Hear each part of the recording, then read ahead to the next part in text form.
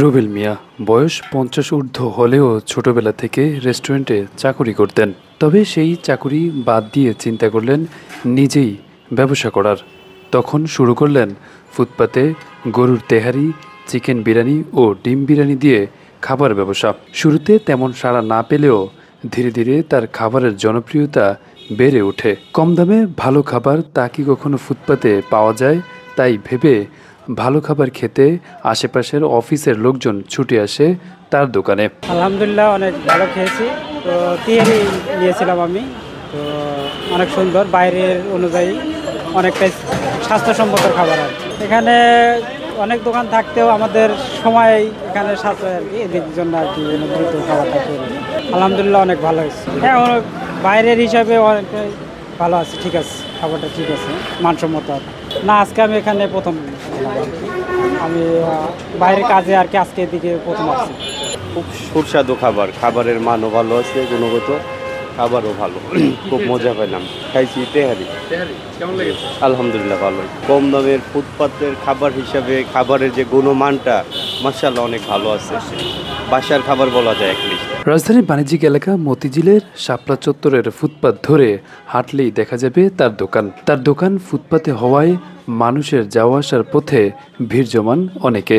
যারা আসেন তারা খাবার দেখে খেয়ে যান, আবার কেউ বাসার জন্য পার্সেলও নিয়ে যান। দোকানের দুই পাশে ফুটপাতে বসে খাবার খাচ্ছে মানুষ। বিভিন্ন ব্যাংকের কর্মকর্তারাও দুপুরে লাঞ্চ করে যান তার দোকানে। তবে যারা একবার খাচ্ছে, দাম অনুযায়ী খাবারের মান খুবই সুস্বাদু বলে জানান ভোক্তারা। আজকে বিরিয়ানি খাচ্ছি, খুব ভালো হয়েছে চাচার বিরিয়ানি। না, আমরা অনেক আগেও খাইছি। আমি আজকে খাওয়ার কারণটা চাচার বিরিয়ানি এসে অনেক ভালো হয়, আজকে ভালো লাগছে খায়া, তার জন্য আইলাম আর কি। দাম অনুযায়ী ভালো হয়েছে আর কি। আমি আরও আগে খাইছি, এরকম হয় নাই, মানে দাম অনুযায়ী চাচার কাছে অনেক ভালো লাগছে বিরিয়ানিটা। প্রায় না, আজকে প্রথম আসলাম চাচার কাছে, খাইছি বিরিয়ানি খাইছি, কিন্তু চাচার কাছে তো এর আগে খাইনি, আজকে প্রথম। রুবেল মিয়ার দোকানে গরিব অসহায় মানুষ আসলেও তাকে ফিরে যেতে হয় না, তাকে খাবার খাইয়ে দেন তিনি। তার দোকানে তিনি একাই মালিক, আবার তিনি একাই কর্মচারী। দোকানে খাবার আয়োজন থেকে শুরু করে বিক্রি সব কাজ তিনি নিজ হাতেই করে থাকেন। আবার কখনো একা কাজ করতে গিয়ে হিমশিম খেতে হয় তার। কম টাকায় খাবার বিক্রি করার কারণে কর্মচারীও রাখতে পারছেন না তিনি। আমি আগে জব করতাম বড় রেস্টুরেন্টে, ওইখানে বালুর স্যালারি পাইতাম। তারপরে একটা মনে আগ্রহ জাগলো যে অনেক একটু ব্যবসা করে আমি একটু চেষ্টা করি। তাহলে আমি একটু ঘুরিয়া ফিরে দেখলাম কোন জায়গায় আগে কেন দিয়েছিলাম, একটু মার খাইছি, একটু ঘুরে ফিরে একজনকে বললাম যে এখানে আমি একটা ব্যবসা করবার চাই, আমি কিছু কাজ জানি, তাহলে এই খিচুড়ি ব্যবসাটা করেন। তো চিন্তা, যদি এটা করতে পারেন, যদি আপনার কাজ জানা থাকে, তা আপনি এটা বালু ব্যবসা হইব। এখানে অনেক লোক আছে, এখানে 100 গাড়ি আছে, 200 লোক আছে, না হলে 100 লোকে খাইব। আর বাইরে তো কাস্টমার আছে।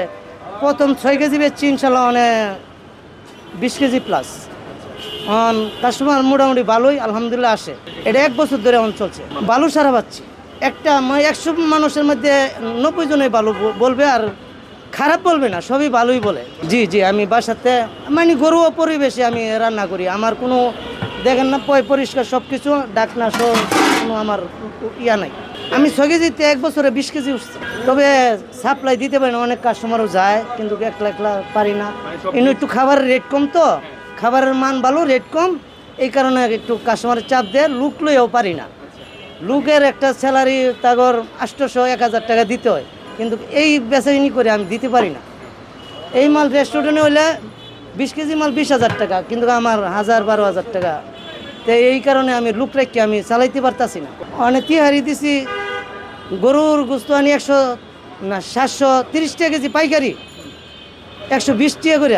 এখানে আমি প্যাকেট চালাই না, আমি 2 নাম্বারই কাজ করি না। আমার মাল ইনশাল্লাহ আমি গ্যারান্টি প্রমাণ দেয়, তাহলে আমি ব্যবসা তো ছাড়বো, আমার অপমান করে 120 টাকা। আর খিচুড়ি বিক্রি করি, ডিম দিয়ে 60 টাকা, আর মুরগি দিয়ে 70 টাকা।